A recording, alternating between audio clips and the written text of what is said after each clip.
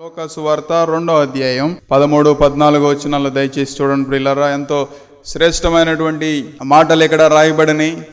వెంటనే పరలోక సైన్య సమూహము ఆ దూతతో కూడా నుండి సర్వోన్నతమైన స్థలములలో దేవునికి మహిమయు ఆయనకిష్టులైన మనుషులకు భూమి మీద సమాధానము కలుగునుగాక అని దేవుని స్తోత్రము చేయుచుండెను. వెంటనే పరలోక సైన్య సమూహము, చూడండి పరలోక నుంచి ఏమొచ్చిందండి? సైన్య సమూహము ఆ దూతతో కూడా నుండి. ఇక్కడ ఏమని రాయబడిందంటే సర్వోన్నతమైన స్థలములలో దేవునికి మహిమ, ఆయనకిష్టులైన మనుషులకు భూమి మీద సమాధానం కలుగునుగాక అని దేవునికి స్తోత్రం చేసినాయి. పరలోక సైన్యం అంతా కూడా ఆ దూతతో కలిసి ప్రియులారా. ఏమండి, ఆమె నిండు గర్భిణితో ఉన్నప్పుడు, ఆ చలిలో ఉన్నప్పుడు ప్రియులారా, గాడిద మీద కూర్చోబెట్టి అలా నడుస్తూ వెళ్ళినప్పుడు ఆమె ఎక్కడ ప్రసవించింది అంటే ఒక రోడ్డు పక్కన.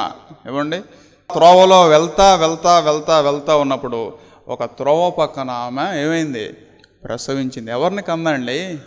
లోకరక్షకుణ్ణి కంది. లోకాన్ని సృష్టించిన దేవుడు, ఈ లోకాన్నంతటినీ కూడా ఒక మాటతో పలికిన దేవుడు. ఏమండి, మనం ఒక గ్యాలక్సీలో ఉంటాం. మన గ్యాలక్సీ పేరేంటిది? మిల్కీవే గ్యాలక్సీ అని ఒకటి ఉంటుంది పిల్లరా. ఆ గ్యాలక్సీలో ఎన్ నెంబర్ ఆఫ్ సోలార్ సిస్టమ్స్ ఉంటాయి కదా. అందులో one of the solar system ఏంటిది? మనది సన్. ఆ సూర్యుడి చుట్టూ కూడా ఏమండి రాత్రిపూట పైకి చూసినప్పుడు ఏం కనబడతాయి? నక్షత్రాలు కనబడతాయి. ఇతర గ్రహాల్లో నుంచి సూర్యుడు కూడా ఎలా కనబడతాడు? వాళ్ళకి నక్షత్రంలాగానే కనబడతారు పిల్లలు. ఆయన కలుగునుగాక అనగానే నిరాకారం శూన్యంగా ఉన్నటువంటి ఆ ప్రదేశం ప్రియులారా, కొన్ని మిలియన్స్ ఆఫ్ గ్యాలక్సీస్ ఏమండి ఎన్నో తయారైనాయి. ఈ భూమి అంతట్లో కూడా ఒక ఇసుకరేణువు తీసుకుంటే ఎంతో, ఏమండి ఈ విశ్వంలో, ఈ యూనివర్సులో, ఈ విశ్వంలో భూమి అంతా దేవుడు అన్ని గ్రహాలని దేవుడు సృష్టించాడు. ఏమండి అన్ని గ్యాలక్సీస్ని దేవుడు సృష్టించాడు. కానీ ఆయనకి ఏమండి ఈ లోకానికి వచ్చినప్పుడు ఆయనకి సరైనటువంటి సత్రము లేదు ప్రియులారా. చూడండి, సర్వోన్నతమైన స్థలము. బైబిల్లో హృదయాన్ని స్థలంతో చాలా చోట్ల పోల్చబడింది. స్థలాలు మనందరికీ తెలుసా మీకు? స్థలం అంటే మనందరికీ కూడా తెలుసు ప్రియులారా. రకరకాల స్థలాలు ఉన్నాయి. మనందరం కూడా ఈ స్థలంలో ఏం చేసాం? ఈ మందిరాన్ని నియమించుకున్నాం. దీని అంతటినీ కూడా ఒక ఆలయంగా మనం మార్చాం. ఇది దేవుని ఆలయం, దేవాలయంగా దీని అంతటినీ కూడా మనం కొలుస్తూ ఉన్నాం.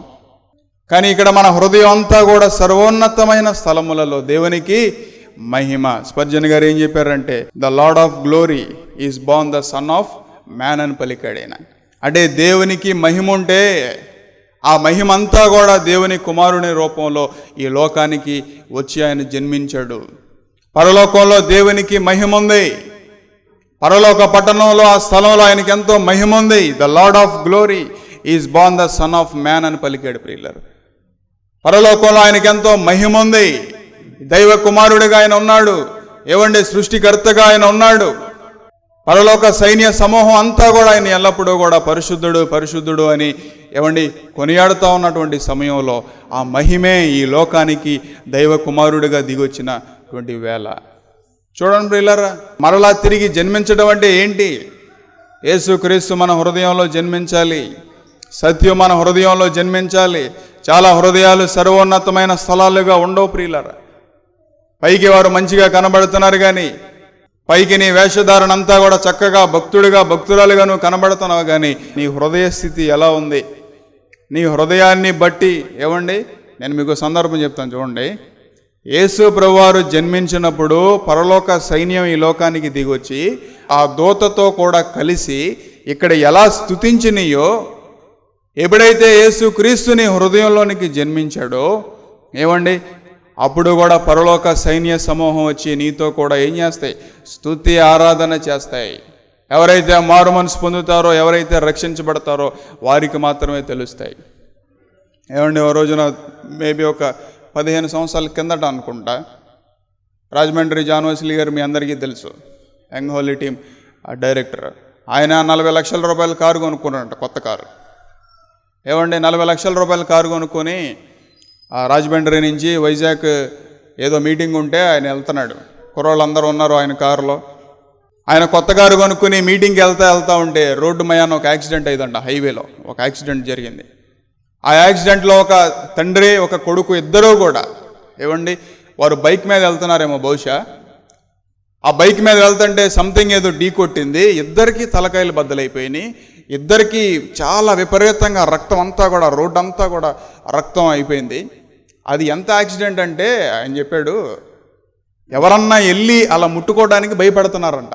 అంటే ఒకవేళ ఇన్ కేస్ ఏమన్నా జరిగితే ఒక 5 నిమిషాల్లో 10 నిమిషాల్లో ప్రాణం పోతే, ఒకవేళ మనం పట్టుకుంటే ఆ సమయంలో ఒకవేళ మన మీద ఏమన్నా కేసు అవుద్దామని చెప్పి చాలామంది భయపడుతున్నారంట. అక్కడ ఆ దేవుని సేవకుడు అన్నాడంట. వెంటనే ఆ పరిస్థితిని చూసి అంబులెన్స్కి ఫోన్ చేశారని ఎవరో చేయలే, అందరూ వచ్చి చూస్తున్నారు విచిత్రంగా ఆ స్థలంలో. అయితే వెంటనే మన కారు ఎక్కించండి, దగ్గరలో ఉన్న హాస్పిటల్కి తీసుకెళ్దామంటే అక్కడ కుర్రోళ్ళందరూ అన్న వద్దన్న, ఎందుకంటే ఇప్పటికే చాలా రక్తం పోయింది, మన కారులో ఎక్కిస్తే కారు అంతా రక్తం అయిపోద్ది, ఆ సీట్లన్నీ పాడైపోతాయి, ఒకవేళ ఇన్ కేస్ కారులో చనిపోతే మళ్ళీ అది మన మీదకి వస్తుంది, మన కారు మీదకి మన మీదకి వస్తుంది అని చెప్తే ఒక్క నిమిషం కూడా ఆలోచించలేదంట ప్రియులారా. వెంటనే యవనస్తుల్ని గద్దించి మీరు ఎక్కండి, అవసరమైతే మన సీట్లు మార్చుకుందాం, ప్రాణం కన్నా ఎక్కువైందేం కాదు. వారికి దేవుడు అంటే ఏంటో తెలియదు ప్రియులారా. ఆ క్షణాన కారు ఎక్కించుకొని హాస్పిటల్కి తీసుకెళ్ళి ఆయనే దగ్గరుండి మొత్తం అంతా చూస్తే వారిద్దరూ కూడా బ్రతికారంట. వారిద్దరూ కూడా ప్రతి సంవత్సరం క్రిస్మస్కి ఆ రాజమండ్రి వాళ్ళ చర్చికి వెళ్ళి, క్రైస్ట్ వర్షిప్ సెంటర్కి వెళ్ళి ఆయన్ని కలుసుకొని, అయ్యా ఆ రోజు కనుక మీరు రాకపోతే, ఈ దారిలో కనుక మీరు వెళ్ళకపోతే మా ఈ పాఠాలకి మేము ఏమైపోయేవాళ్ళం, సమాధి అయిపోయేవాళ్ళం. ఆ దేవుని సేవకుడు ఆ ప్రదేశానికి వెళ్ళినప్పుడు సర్వోన్నతమైనటువంటి స్థలముగా మారిపోయింది. అక్కడంతా కూడా దుఃఖం, వాళ్ళ ప్రాణం ఏమైపోద్దో, వాళ్ళ పరిస్థితులు ఏమైపోద్దో ప్రియులారా. ఇంకా కారు సీటు కొత్తగా కొన్నప్పుడు పైన పాలిథిన్ కవర్ ఉంటుంది కదా, ఆ కవర్లు కూడా పీకలేదంట. యేసు క్రీస్తు కూడా ఈ లోకానికి మన పరిస్థితి అలా ఉన్నప్పుడు, మన హృదయ స్థితి అలా ఉన్నప్పుడు ఆయన ఈ లోకానికి వచ్చాడు. ఆయన సువార్త ఈ లోకానికి వచ్చింది. ఆయన నీ హృదయం గుండా, ఆయన నీ ఆలోచనల గుండా సువార్త నీకు వెళుతూ ఉంది. తీసుకోగలుగుతున్నావా? మన పాపాన్ని పోగొట్టడానికే కదా ఈ లోకానికి అయినా దిగి వచ్చింది. చూడండి ప్రియులారా, సర్వోన్నతమైన స్థలము. నీ హృదయంలో ఎన్ని రకాలైనటువంటి భేదాలు ఉన్నాయి, నీ హృదయంలో ఎన్ని రకాలైనటువంటి గందరగోళాలు. కొంతమంది మనుషుల్ని కలిసినప్పుడు, కొంతమంది మనుషులతో మాట్లాడినప్పుడు మన హృదయం అంతా కూడా, మన మనసు అంతా కూడా రకరకాలుగా మారిపోతూ ఉంటుంది. మన ఆలోచనలు మారిపోతాయి, మన విధానం మారిపోతాయి. ఎందుకని? సరైనటువంటి హృదయం కాదు, సరైనటువంటి పరిస్థితులు లేవు. అందుకే మన జీవితంలో కూడా మనం ఇతరులతో మాట్లాడినప్పుడు చాలా జాగ్రత్తగా మాట్లాడాలి ప్రియులారా. మాటల ద్వారా కూడా, వాళ్ళు మాట్లాడే ఎగతాళి మాటల ద్వారా కూడా, వారు మాట్లాడేటువంటి పోకిరి మాటల ద్వారా కూడా, వారు మాట్లాడేటువంటి అసహ్యమైనటువంటి మాటల ద్వారా నీ హృదయం అయిపోద్ది.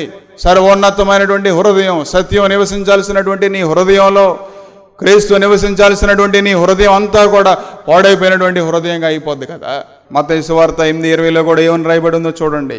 అందుకు యేసు నక్కలకు బొరియలను ఆకాశ పక్షులకు నివాసములు కలవు గాని మనుష్య కుమారుని తలవాల్చుటకైనను స్థలము లేదని ఆయనతో చెప్పాను. చూడండి ప్రియులారా, నక్కలకు బొరియలు ఉన్నాయి. నక్క అంటే మనందరికీ తెలుసు కదా, ఎంత జిత్తులో మారి ప్రియులారా. ఎక్కడ చూసినా మాయే. ఏ ప్రదేశంకి వెళ్ళినా సరే, ఏ స్థలంకి వెళ్ళినా సరే, మనుషులంతా కూడా మాయా ప్రపంచంలో మనం బ్రతుకుతూ ఉన్నాం. భయంకరమైనటువంటి పరిస్థితుల్లో మనం బ్రతుకుతూ ఉన్నాం. ఇక్కడ దూతలేమో సర్వోన్నతమైన స్థలములలో దేవునికి మహిమాని పాడుతుంటే, ఇక్కడ యేసు ప్రభువారే పలికినటువంటి మాట, మనుష్య కుమారుడు, ఆయన ఈ లోకానికి మనుష్య కుమారుడిగా వచ్చాడు. దైవ కుమారుడిగా ఉన్నటువంటి వ్యక్తి దేవుని కుమారుడిగా పరలోకంలో ఆయన ఒక సింహాసనాసీనుడైనటువంటి వ్యక్తి ఈ లోకానికి మనిషి కుమారుడిగా ఈ లోకానికి వచ్చాడు. మనిషి కుమారుడు ఈ రోజున పరిస్థితుల్లో మనకి ఎలా అర్థం చేసుకోవాలి? మనిషి కుమారుడు అంటే ఏంటండి ప్రియులారా? నేనే మార్గాన్ని, నేనే సత్యాన్ని, నేనే జీవాన్ని. అదే మనిషి కుమారుడు అంటే. యేసు ప్రభువారు ఆయన తాను ఎలా రిప్రజెంట్ చేసుకున్నాడంటే, నేను వెళ్ళిపోతాను, రక్తం చిందించి సిలువ మోసి ప్రాణాన్ని అర్పించి ఈ లోకాన్ని విడిచి నేను వెళ్ళిపోతాను, కానీ మీ హృదయంలో జన్మించాల్సింది ఏంటో తెలుసా సహోదరుడా? నీ హృదయంలోనికి వెలుగు రావాలి. నేనే మార్గాన్ని, నేనే సత్యాన్ని, నేనే జీవాన్ని, నా ద్వారా తప్ప ఎవరు పరలోకంలో ప్రవేశించరు అని యేసు ప్రభువారు పలికినటువంటి మాట గుర్తుందా నీకు? దాన్ని జ్ఞాపకం చేసుకోగలుగుతున్నావా? ఏమండి, ప్రతిరోజు మన ఆలోచనలో రకరకాలైనటువంటి ఆలోచనలు మనకి పుడతా ఉంటాయి ప్రతిరోజు కూడా కదా. ఒక క్రైస్తవుడిగా, ఒక క్రైస్తవురాలుగా నీ ఆలోచనలు ఎలా ఉన్నాయి? నీ ఆలోచనలు నిన్ను తీసుకెళ్ళగలవా? సిలువ దగ్గరికి తీసుకెళ్తున్నాయా నీ ఆలోచనలు? ప్రతిరోజు నీ ఆలోచనలు నిన్ను హృదయాన్ని సరిచేయడానికి తీసుకెళ్తున్నాయా? ఏమండి, ఓ రోజున దేవుని సేవకుడు ప్రార్థనా పరుడు, ఆ ప్రార్థనా పరుడు తన గదిలో ప్రార్థన చేసుకుని బయటికి వెళ్ళాడంట ఏదో పని మీద. బయటికి వెళ్ళి వచ్చిన తర్వాత రూమ్లో ఎవరో ఉన్నారంట. రూమ్కి తాళం వేసాడు. ఎవరో అని లోపలికి వచ్చి చూసిన తర్వాత ప్రియులారా, కొన్ని దురాత్మలు ఉన్నాయంట ఆ రూమ్లో. ఏమున్నాయండి? కొన్ని దురాత్మలు, కొన్ని చీకటాత్మలు ఉన్నాయంట ప్రియులారా. ప్రార్థన చేస్తున్నటువంటి గదిలో కొన్ని దురాత్మలు వచ్చి ఆ మంచాన్ని ఇటు జరుపుతా అటు జరుపుతా ఆ సామానం అంతా కూడా దురాత్మలను ఆడుకుంటున్నాయి అంట ప్రియులారా. ఏమండి, ఆ దేవుని సేవకుడు అక్కడికి రాగానే ఈ దేవుని సేవకుడిని చూసి ఆ దురాత్మలన్నీ కూడా ఆ కిటికీ కొండ బయటికి వెళ్ళిపోతే ఆ దేవుని సేవకుడు వెంటనే గద్దించాడంట, వెనక్కి రండి. ఆ దురాత్మలు వచ్చినాయంట ప్రియులారా, ఆయనకి లోబడిని అంట. ఆ దురాత్మలు వచ్చి అక్కడ గడగడ వణుకుతా ఉన్నాయి. ఈ మంచాన్ని జరిపింది ఎవరు? మేమే జరిపాము. అయితే దాన్ని సరిచేయండి అన్నాడంట. ఆ మంచాన్ని సరిచేసినాయి. ఆ బీరువాని జరిపింది ఎవరు? మేమే. ఆ బీరువాని సరిచేసినాయి. ఈ సామానం అంతా పడేసింది ఎవరు? మేమే. నీట్గా సర్దేయండి అన్నాడంట ప్రియులారా. ఏమండి, ఎలా సాధ్యమైందండి అతనికి అది? ఆ ప్రదేశం అంతా కూడా, రూమ్ అంతా కూడా ప్రార్థనాత్మ చేత నింపబడింది. తన హృదయం అంతా కూడా. ఏమండి, ప్రార్థన అంటే ఏంటో తెలుసా ప్రియులారా? క్రీస్తుతో కూడా అంటకట్టుబడుట ప్రార్థన. సర్వోన్నతమైన స్థలము కానీ హృదయం మారిపోద్ది. నిజంగా జరిగినటువంటి సందర్భమే. ఏమండి, అలాగే నీ హృదయంలోని కూడా, నీ తలంపుల్లో కూడా ప్రతిరోజు ఏమండి అనేక రకాలైనటువంటి ఆలోచనలు వచ్చి ఏం చేస్తాయి అంటే నీ తలంపులన్నీ కూడా చెడగొడతా ఉంటాయి.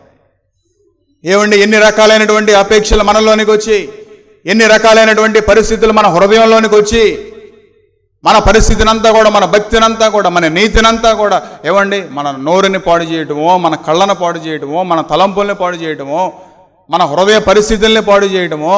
అపవాది రోజు కూడా కొన్ని దురాత్మల్ని దగ్గరికి వచ్చి ఏం చేస్తాయి? నీ హృదయాన్ని అంతా కూడా కదిపేస్తూ ఉంటాయి. ఆలోచనల ద్వారానే వాడు వస్తాడు. ఏమండి, వన్స్ ఒకసారి రాంగ్ ఆలోచన వచ్చింది అంటే నీ ప్రార్థనాత్మ ఏమండి అంతవరకు పనిచేసిందని అర్థం ప్రియులారా. వెంటనే నువ్వు వెళ్ళి ఏం చేయాలి? మరలా ప్రార్థన చేయాలి ప్రతిరోజు కూడా. ఏమండి, అందుకే దేవుని సేవకుడు ఏం చెప్పాడంటే ప్రతిరోజు కనీసం గంట సేపు ప్రార్థన చేయాలంట. అప్పుడే మనం ఏం చేయగలుగుతాం? లోకాన్ని జయించగలుగుతాం. లేదంటే లోకం ఏం చేస్తుంది? నిన్ను జయిస్తుంది. నువ్వు లోకాన్ని జయిస్తున్నావా? లోకం నిన్ను జయిస్తుందా? కాబట్టి ప్రియులారా, ఉదయకాల సమయంలో ఒకసారి నిన్ను నువ్వు ప్రశ్నించుకో. నీ హృదయ పరిస్థితి ఎలా ఉంది? ఏమండి, నక్కలకు బొరియలు ఉన్నాయి కానీ, బొరియలు అంటే ఏంటండి? నక్కలు ఏం చేస్తాయి? ఆ భూమిలో, పొలాల్లో అంతట్లో కూడా కింద స్వరంగాలు పెడతాయి కదా. ఆ లోపలికి వెళ్ళిపోయి ప్రియులారా, ఆ బొరియల్లో, ఆ లోపల గుంటల్లో నివాసం చేస్తూ ఉంటాయి. నక్కలకు బొరియలు ఉన్నాయి. మన హృదయంలో ఏవేవో ఆత్మలకి చోటు ఉన్నాయి. ఏమండి, మోసానికి చోటు ఉంది, అన్యాయానికి చోటు ఉంది, అక్రమానికి చోటు ఉంది, రకరకాలైనటువంటి ఆలోచనలకి చోటు ఉన్నాయి. ఏమైందిలే, కొంతమంది ఊరికినే ఏమైందిలే, ఒక చిన్న పొరపాటే కదా, ఒక చిన్న తప్పే కదా, ఏమంటే ఒక చిన్న పరిస్థితే కదా, ఏమైందిలే చిన్న విషయాన్ని నువ్వు జయించలేకపోతున్నావు అంటే నీలో జయ జీవితం ఉందా? లేదే. కాబట్టి ప్రియులారా, కొన్ని నక్కలు నీలో నివాసం చేస్తూ ఉన్నాయి. నక్కలకు బొరియలు, ఆకాశ పక్షులకు నివాసం ఉన్నాయి. ఏమండి, పక్షులు ఏం చేస్తాయి? దానిలే గారు కూడా ఏం చెప్పారు? ఇంటి పైన పక్షి గూడు పెట్టింది అనుకోండి, ఏం చేస్తాయి? కొన్నాళ్ళ తర్వాత గుడ్లు పెడతాయి కదా. ఆ గుడ్లలో నుంచి ఏమొస్తాయి? పిల్లల్ని పెడతాయి. మరికొన్ని పక్షుల్ని తయారు చేస్తుంది.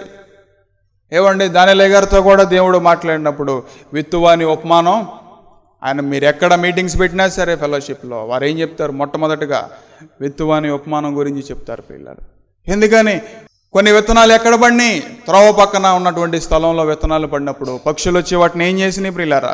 తీసుకెళ్ళిపోయినాయి. చాలామంది వాక్యాన్ని కూడా ఏమండి ఎక్కడో ఒక పక్కన, ఏదో ఒక మూల, ఏదో టైం ఇవ్వాలి కాబట్టి దేవుడికి ఇస్తారు. ఏదో ఒక చిన్న ప్రార్థన, 5 నిమిషాల ప్రార్థన, 10 నిమిషాల ప్రార్థన చేయాలి కాబట్టి చేస్తారు.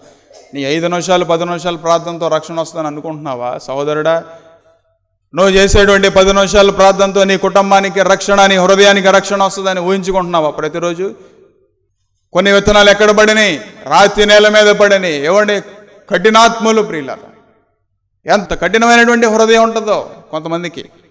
ఏమండి, జాన్ న్యూటన్ అనేటువంటి దేవుని సేవకుడు కూడా ఎంత కఠినాత్ముడు అంటే నోరు తెరిస్తే ఆయనకి బూతులే వస్తాయంట ప్రియులారా. బహు భయంకరమైనటువంటి కోపిష్టి. బైబిల్ని తెరిచి, ఈ బైబిల్ ఉంది కదా మీ చేతుల్లో ఉంది, బైబిల్ ఉందా, ఆ బైబిల్ని తెరిచి చదివేవాడు అంట. యేసుప్రభు ఉపమానాలు ఏం చెప్పారు, 5 రొట్టెలు 2 చేపల గురించి చెప్పారా అని చెప్పి ఆ కథ అంతా కూడా చదివి ఆ నౌకలో ఉన్నటువంటి వారందరి దగ్గరికి వెళ్ళి ఎగతాళి చేసేవాడు అంట ప్రియులారా. యేసుప్రభు ఇలా పైకెత్తారు, ఏమండి యేసుప్రభు ఇలా ప్రార్థన చేశారు, ఆ చేపలన్నీ కూడా ఇలా పడిపోయినాయి పైనుంచి, ఆ రొట్టెలన్నీ కూడా కింద నుంచి అలా వచ్చేసినాయి, ఎగతాళి చేసేవాడు అంట ప్రియులారా. భయంకరమైనటువంటి మొండివాడు, మొండి హృదయం ఆయనలో ఉంది ప్రియులారా. ఒకరోజున ఆ ఓడ కెప్టెన్ ఆయన గద్దిస్తే రాత్రి ఓడ ఏమండి ఒక ప్రమాదానికి గురైంది. న్యూటన్, దానికి కారణం నువ్వే, యోనాలాగా తయారయ్యే ఓడలో అంటే ఆడొకడు ఉన్నాడా మళ్ళీ అన్నాడంట, నవ్వు తెగతాలు చేస్తాను. బహుశా నువ్వు దేవునికి ఏదో విలువ ఇవ్వాలి కాబట్టి నువ్వు విలువేస్తున్నావు, కానీ నీ హృదయ స్థితి ఎలా ఉందంటే కొన్నిసార్లు దేవుని నామానికి అది నామోషిగానే ఉంది. ఎక్కడో ఏదో స్థానం ఇస్తున్నావు. ఏమండి, ఆ ఇత్తనాలన్నీ కూడా వాక్యం అంతా కూడా ఏమండి కఠినమైనటువంటి నేల మీద పడినప్పుడు, ఏమండి ఆ బండ మీద పడినప్పుడు ఆ ఇత్తనాలన్నీ కూడా ఏమైపోయినాయి, ఎండిపోయినాయి. వాక్యం నీలో ఫలించట్లేదు సహోదరుడా. నీలో కొంతమంది మనుషులు ఎంత మొండిగా ఉంటారో, ఏమైంది ఒక్కసారి ఏమండి ఒక చిన్న క్షమాపణ అడగడానికి కూడా వారి హృదయం అంగీకరించదు. అహంకారం ఎంత భయంకరంగా, ఏమండి అహంకారం అనేది మన హృదయంలో అదొక పెద్ద మొండిరాయిలాగా కొండరాయిలాగా అయిపోద్ది ప్రియులా. నువ్వు తగ్గించుకోలేవు, నువ్వు లోబడలేవు, నువ్వు దీనుడిగా మారలేవు, దీనురాలుగా మారలేవు. నీలో అహంకారం అనేటువంటి బండ నీలో ఉన్నప్పుడు దాని మీద ఎంత వాక్యం పడినా సరే ఏమైపోతుంది, ఎండిపోతుంది అంతే. మనిషి కుమారుడు జన్మించట్లేదు, ఏమండి ఆకాశ పక్షులకు నివాసం ఉంది, కానీ ప్రియులరా దేవుడు ఆయన వాక్యం తలవాల్చడానికి నీ హృదయంలో చోటు ఉందో లేదో ఒకసారి నిన్ను నువ్వు పరీక్షించుకో. ఆ తర్వాత ముళ్ళ పొదల్లో పడినటువంటి నేల గురించి ఉంది యేసుప్రభు చెప్పిన ఉపమానంలో. ఎదిగినాయి కానీ ఏమైపోయినాయి ప్రియులారా, అని చేస్తూ ఉన్నాయి. కొన్నిసార్లు నువ్వు ఎదుగుతావు. ఏమండి కొంతమంది భక్తి చేస్తే 1-2 రోజులు అసలు విపరీతంగా చేసేస్తారు భక్తి. వాళ్ళు చేసినంత భక్తి ప్రపంచంలో ఎవరో చేయరు. ఏమండి ప్రార్థన చేసే నోరు ఎలా ఉండాలి అంటే మౌనంగా ఉండాలి. ప్రార్థన చేసే నోరు ఎలా ఉండాలంటే ఎలాంటి ముళ్ళు ఉండకూడదు అని పెదాల మీద, ఎలాంటి ముళ్ళు ఉండకూడదు అని నాలిక మీద. ఓ పక్కన ప్రార్థన చేస్తావు, ఓ పక్కన భయంకరమైనటువంటి మాటలు మాట్లాడతా. ఏమండి మనుషులు ఈ రోజున ఎలాంటి పరిస్థితులు కనబడుతూ ఉన్నాయో అని చేస్తాయి. ఆ నేల మీద వాక్యం మొలవనివ్వదు. ఆ నేల మీద సర్వోన్నతుడైనటువంటి దేవుని కుమారుడు ఎదగనివ్వరు పిల్లరా. ఎలా ఉంది? ఆ తర్వాత 4వదిగా మంచి నేల గురించి యేసుప్రభు చెప్పినప్పుడు ఆ నేలలో విత్తనాలు పడినప్పుడు ఎలా ఫలించినాయి? 30 ఏమండి 60 తర్వాత 100 ఫలించినాయి ప్రియులారా. అంతమందికి ఒకేసారి 100 వచ్చేయాలి, ఒకేసారి ఏమైపోవాలి?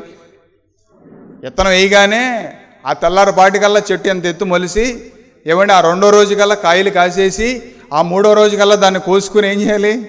తినేయాలి. ఈ సందర్భం నేను ఎందుకు చెప్పానంటే చాలామంది భక్తి జీవితాలు అలాగే ఉంటాయి. నువ్వు 1 రోజు గంట ప్రార్థన చేస్తావు, ఇక ఆ 2వ రోజే దేవుణ్ణి కార్యం చేసేసి ఫోన్కి మెసేజ్ వచ్చేయాలి, బ్యాంకులో 10 లక్షలు 20 లక్షలు 50 లక్షలు ₹1,00,00,000 పడినట్టుగా.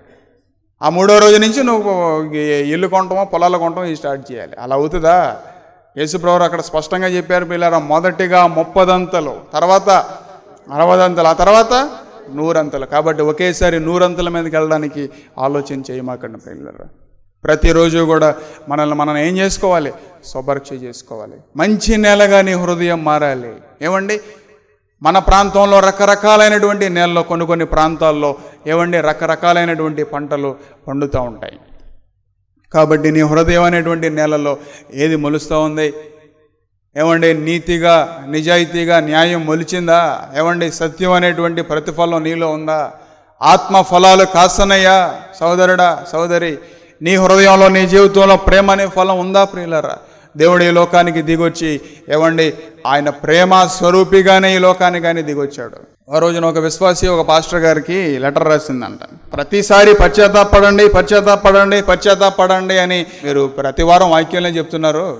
అసలు పశ్చాత్తాపం అంటే ఏంటి? పశ్చాత్తాపడిన తర్వాత యేసుప్రభు ఏం చేస్తాడు మనల్ని అని ఒక లెటర్ రాసి అప్పుడు ఆ దేవుని సేవకుడు ఏమండి ఒకే ఒక లైన్ రాశాడంట. ఏంటో తెలుసా? All your files are deleted అని రాశాడంట. ఏమండి యేసుప్రభు దగ్గర పరలోకంలో మనకున్న ఫైల్స్ అన్నీ ఏమైపోయినాయి?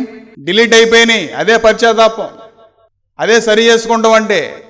ఎప్పుడైతే నీ హృదయం దేవుని దగ్గరికి వెళ్ళింది, ప్రభువా ఎప్పుడైతే పాడైపోయినటువంటి నీ నేల, పనికిమాలినటువంటి నీ నేల, బండగా ఉన్నటువంటి నీ నేల, త్రోవ పక్కన పడినటువంటి నేల, ఆ నేలను తీసుకెళ్ళి యేసుప్రభు ఎదురుగా, ఇదిగో ప్రభువా ఇది నా పరిస్థితి, ఇది నా హృదయ స్థితి, ఇది ఈ స్వభావాలు నాలో ఉన్నాయి అని దేవుడి దగ్గరికి వెళ్ళినప్పుడు దేవుడు ఏం చేస్తాడు? వాటన్నిటిని సెలెక్ట్ ఆలని కొట్టి ఏం చేస్తాడు? ఒకేసారి డిలీట్. చాలామందికి అది అవసరం లేదు, చాలామందికి అది వద్దు ప్రియులారా. కాబట్టి దేవుని సన్నిధిలో మనం ఉన్నప్పుడు మనం ఏం చేయాలంటే మన హృదయాన్ని అంతటినీ కూడా యేసు వైపు మనం పెట్టాలి. కాబట్టి సర్వోన్నతమైన స్థలములలో దేవునికి మహిమ, ఆయనకిష్టమైనటువంటి మనుషులకు భూమి మీద సమాధానం. ప్రియులారా, ఎవరికండి సమాధానం? ఎవరైతే దేవునికి ఇష్టంగా జీవిస్తారో. ఇక్కడ ఏమని రాయబడింది చూడండి, కొంతమంది మనుషులకి ఇష్టంగా బ్రతకడానికి ఆశపడతారు. మనుషులు నన్ను ఘనంగా ఎంచుకోవాలి, నన్ను గొప్పగా ఎంచుకోవాలి. భక్తి జీవితంలో కూడా భయంకరమైనటువంటి స్వభావం అది. నీ ఆత్మీయతలో కూడా నేను చేసే పరిచర్య చూడాలి, నేను చేసేటువంటి ప్రార్థన చూడాలి, నేను చేసే భక్తి అంతా కూడా మనుషులు చూడాలి. దేవునికి ఇష్టమైనటువంటి భక్తి అది. ఆయనకి ఇష్టలైనటువంటి మనుషులకు విశ్వాసం లేకుండా ఎవ్వరూ కూడా దేవునికి ఎలా ఉండరండి? ఇష్టంగా ఉండరు. నీలో విశ్వాసం ఫలించాలి, నీలో విశ్వాసం ఎదగాలి ప్రియులరా. పాత నిబంధనలో కూడా వెళ్తే దేవుడు మోషే గారితో బలిపీఠాన్ని ఆయన నియమించమన్నప్పుడు బలిపీఠాన్ని, కరుణాపీఠాన్ని అంతటినీ కూడా ఆయన తయారు చేసిన తర్వాత దాని అంతటినీ కూడా ఎక్కడ పెట్టేవారండి? అక్కడ 4 మాటలు రాయబడి ఉంటాయి. ఒకటి ఆవరణము, రెండవది స్థలము, తర్వాత పరిశుద్ధ స్థలము, ఆ తర్వాత అతి పరిశుద్ధ స్థలం. ప్రియులారా, మీరు చాలా జాగ్రత్తగా గమనించండి. అక్కడ 4 మాటలు ఉన్నాయి కదా. ఒకటి ఆవరణము, రెండవది స్థలము, అంటే ఆ స్థలంలోకి ఎప్పుడైతే మనం వచ్చామో ఆ లోపలికి, ఆ గుడారం లోపలికి మనం వస్తాం. పరిశుద్ధ స్థలము ఎవరు పడితే వెళ్ళడానికి ఆప్షన్ ఉందా? అక్కడ లేదు. అయితే పరిశుద్ధ స్థలంలో కూడా ఎవరు వెళ్ళాలి? యాజకుడు మాత్రమే వెళ్ళాలి. ఆ యాజకుడు కూడా ఒకవేళ ఏదన్నా పొరపాట్లు ఉంటే అక్కడే వెళ్ళగానే ఏమవుతాడు? ఆ స్థలాన్ని ప్రియులారా దేవుడు అంత శక్తివంతంగా మార్చేశాడు. యాజకుడు కూడా కాలికి ఏం చేస్తారు? తాడు కట్టి లోపలికి పంపిస్తారు. ఎందుకని?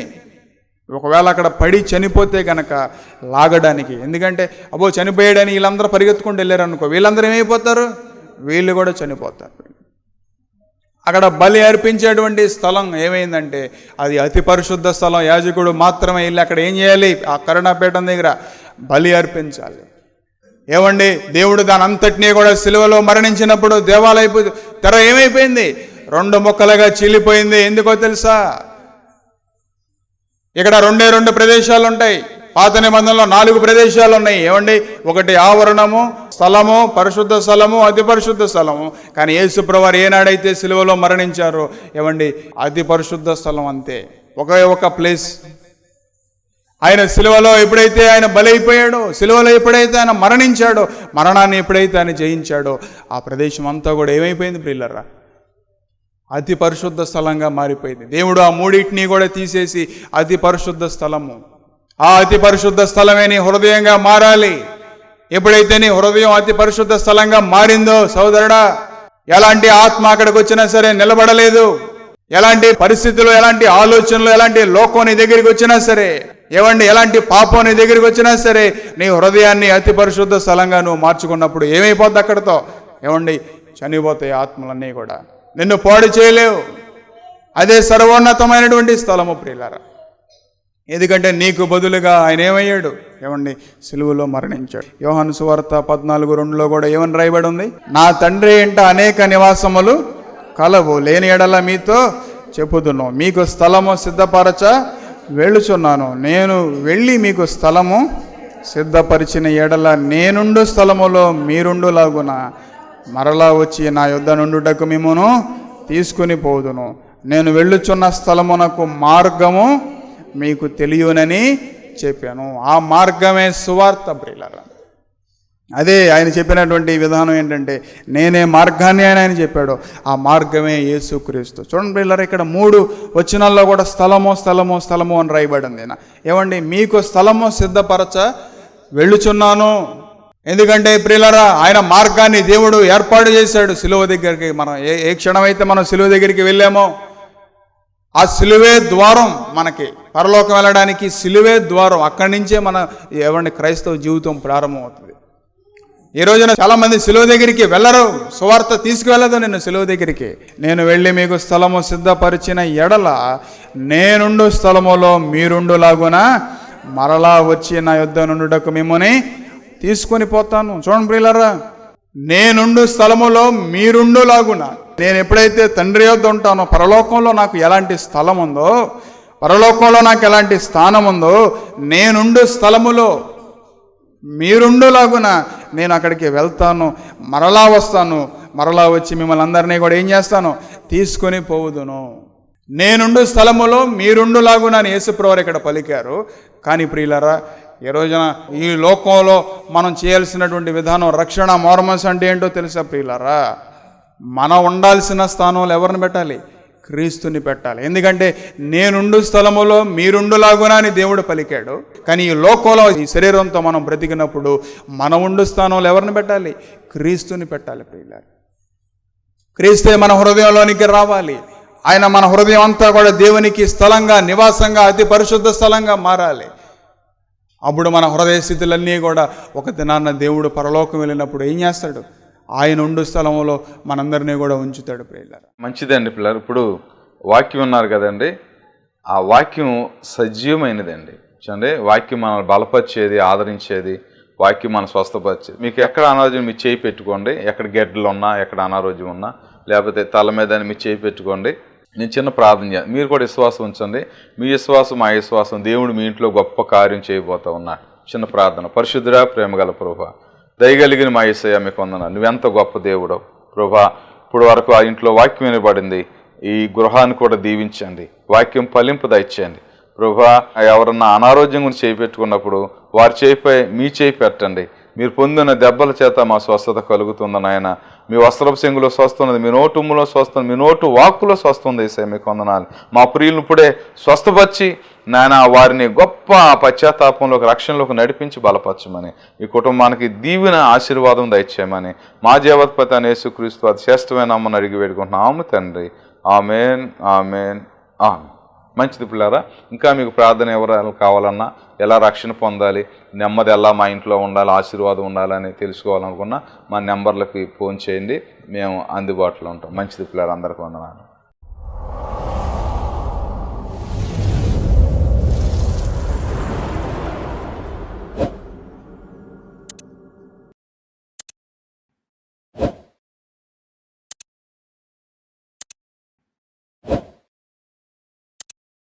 మా అడ్రస్ LAF బెతెస్దా ప్రార్థనా మందిరం, స్విమ్మింగ్ పూల్ రోడ్, సర్కర్ తోట, మచిలీపట్నం, ఆంధ్రప్రదేశ్, కృష్ణా డిస్ట్రిక్ట్.